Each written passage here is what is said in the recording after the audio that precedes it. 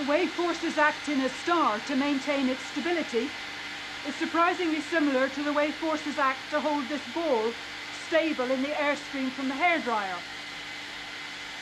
You can see one of the forces acting if I do this. The ball falls freely under gravity. But what are the other forces acting in this case to hold the ball steady in the airstream?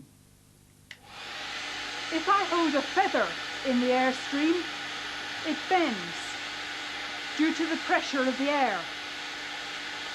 Further away, the pressure is less. The feather doesn't bend as much. So the pressure drops as we move away from the nozzle of this hairdryer. There's a pressure gradient in this hairdryer's airstream. Going back to the original model, we'll see that this gradient is essential in maintaining the stability of the ball.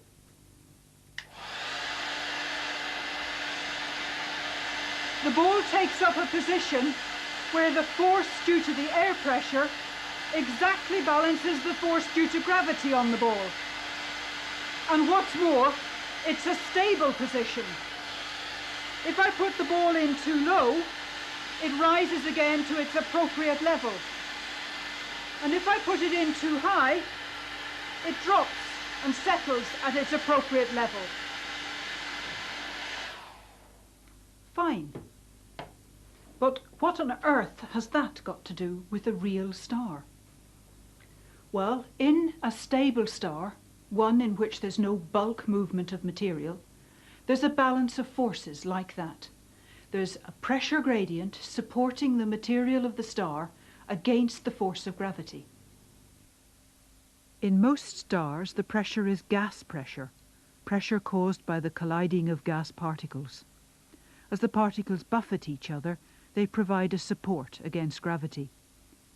Since pressure supports the overlying material, it must rise with depth into the star, becoming greatest at its centre. Now, remember also that for most of its life, nuclear reactions at the centre generate energy, which works its way out to be radiated away at the surface. So, as well as the pressure gradient in the star, there's a temperature gradient too.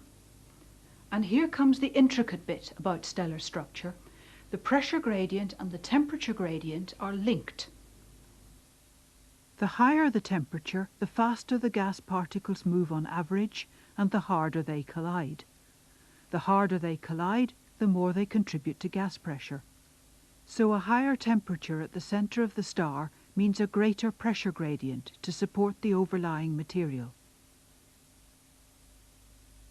Consider a thin shell of material within a star. Moving outwards, temperature drops, so pressure drops.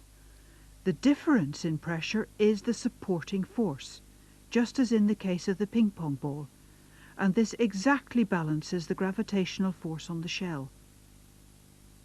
Since this will be true for any shell of material in a star, taken together, the whole star will be balanced against gravity by gas pressure. But in many stars, gas pressure is not the only force acting against gravity. In the more massive stars, those over about 5 solar masses, another form of pressure, called radiation pressure, comes into play and dominates over the gas pressure. By taking a close-up view of our model, slowed down so much that gas particles seem stationary, a photon can be seen colliding with electrons as it escapes, providing support. So in most stars, gravity is balanced by a mixture of radiation pressure from escaping photons and gas pressure from colliding gas particles, one of which dominates depending on the mass of the star. Before going on, return to your notes to review this part of the band.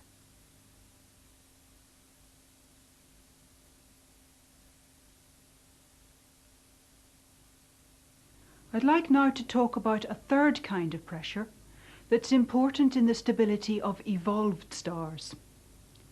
When the production of energy in the centre of a star begins to diminish, then the gas pressure and the radiation pressure that support the star will also diminish. The star will tend to shrink, and this shrinkage will be halted when the new pressure comes into play. The new pressure is a quantum process. It's called degeneracy pressure, which is not a very enlightening title, but it is possible nonetheless to have an idea of how it operates. To illustrate degeneracy pressure, I'm going to consider space as a grid of pigeonholes. The way in which particles occupy this space is governed by quantum physics. There are two types of particle, and the occupancy of any hole is limited to one particle of each type.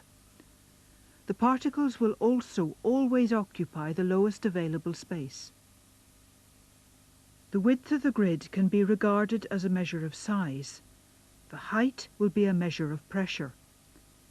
In an ordinary star, there's little constraint on available space, so the particles spread out and there is no degeneracy pressure. But as a star shrinks under gravity, the space available to particles will eventually be limited, as in the case of evolved stars like white dwarfs or neutron stars, where degeneracy pressure comes into play.